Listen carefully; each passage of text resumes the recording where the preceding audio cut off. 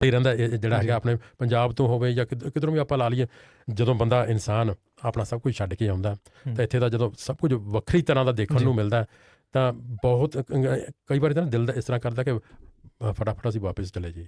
ਸਹੀ, ਸਭ ਕੁਝ ਛੱਡ ਕੇ ਅਸੀਂ ਵਾਪਸ ਕਿਉਂ ਨਾ ਚਲੇ ਜਾਈਏ, ਕਿਉਂਕਿ ਕਮ ਸੇ ਕਮ ਖੁਸ਼ੀ ਜੋ ਹੁੰਦੀ ਹੈ ਜੀ, ਜਦੋਂ ਜਿਹੜੀ ਇਨਸਾਨ ਨੂੰ ਜਦੋਂ ਖੁਸ਼ੀ ਮਿਲਦੀ, ਖੁਸ਼ੀ ਤਾਂ ਆਪਣਿਆਂ ਦੇ ਵਿੱਚ ਹੀ ਹੁੰਦੀ ਹੈ। ਔਰ ਜਦੋਂ ਬੰਦਾ ਇੱਧਰ ਆਉਂਦਾ ਤਾਂ ਉਹਨਾਂ ਨੂੰ ਠੀਕ ਹੈ ਤੁਹਾਡੀ ਸ਼ਾਦੀ ਹੋ ਜਾਂਦੀ, ਉਹ ਵੱਖਰੀ ਗੱਲ, ਆਪਣੇ ਉਹ ਵੀ ਆਪਣੇ ਬਣ ਜਾਂਦੇ ਨੇ ਜੀ, ਲੇਕਿਨ ਫਿਰ ਵੀ ਉਨੀ ਦੇਰ ਤੱਕ ਉੱਥੇ ਵੀ ਤੁਹਾਨੂੰ ਸਟਰਗਲ ਕਰਨਾ ਪੈਂਦਾ। ਸਟਰਗਲ ਦੀ ਤੁਸੀਂ ਗੱਲ ਕੀਤੀ ਹੈ ਨਾ, ਉੱਥੇ ਵੀ ਆਪਣੀ ਲਾਈਫ ਨੂੰ ਤੁਸੀਂ ਕੀ ਕਹਿੰਦੇ ਕਿ ਸੈਟਲ ਕਰਨ ਵਾਸਤੇ, ਸੈਟਲ ਹੋਣ ਵਾਸਤੇ ਤੁਹਾਨੂੰ ਸਟਰਗਲ ਕਰਨਾ ਪੈਂਦਾ।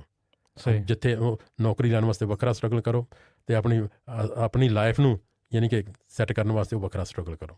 ਬਿਲਕੁਲ, ਯਾਨੀ ਕਿ ਇਹ ਦੋ ਸਟਰਗਲ ਜਿਹੜੇ ਨੇ ਨਾਲ ਦੀ ਨਾਲ ਚੱਲਦੇ ਨੇ ਔਰ ਇਹਨਾਂ ਦੋਵਾਂ ਨੂੰ ਜਿਹੜਾ बैलेंस करना सौखी गल नहीं। बहुत बिल्कुल, ये स्ट्रगल ये रूहानियत का भी कानून है। सही, स्पिरिचुअलिटी का लॉ है ये, बिल्कुल कि टू पाथ स्ट्रगल। बिल्कुल, स्ट्रगल के बगैर कुछ हासिल नहीं होता। अगर स्ट्रगल नहीं की किसी काम को आपको ये इजीली मिल गया ना जी, एक तो ये कि आमतौर से कहते हैं कि कदर नहीं रहती उस चीज़ की, और अगर स्ट्रगल करके हासिल करो तो आदमी को आदत हो जाती है स्ट्रगल करने की, फिर वो प्रॉस्परस होने की कोशिश करता है, आगे जाने की। मगर इसके अंदर एक जो सबसे बड़ी चीज़ ये है कि पुरानी चीज़ नहीं छोड़ता आदमी। जी जी, सही, जहाँ से स्टार्ट लेता है ना वो वही उसी रूट से चलता है और वो रूट को साथ लेके चलता है।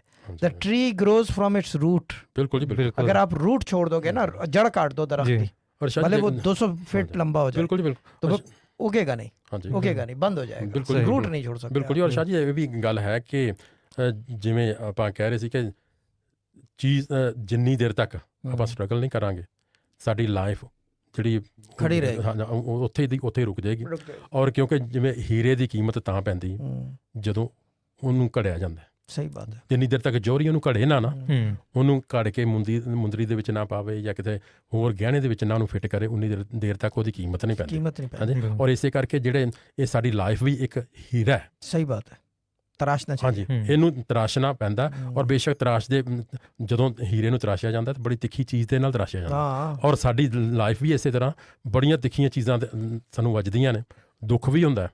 ਲੇਕਿਨ ਜਦੋਂ ਦੁੱਖ ਹੁੰਦਾ ਫਿਰ ਜਦੋਂ ਇੱਕ ਵਾਰੀ ਤਰਾਸ਼ੀ ਜਾਵੇ ਨਾ ਸਾਡੀ ਲਾਈਫ, ਤੇ ਫਿਰ ਉਸ ਤੋਂ ਬਾਅਦ ਪਤਾ ਲੱਗਦਾ ਕਿ ਲਾਈਫ ਵਾਕਈ ਜਿਹੜੀ ਬੜੀ ਖੂਬਸੂਰਤ ਚੀਜ਼। ਸਹੀ ਬਾਤ ਹੈ, ਬਿਲਕੁਲ ਬਾਤ ਹੈ, ਕੀ ਬਾਤ ਹੈ।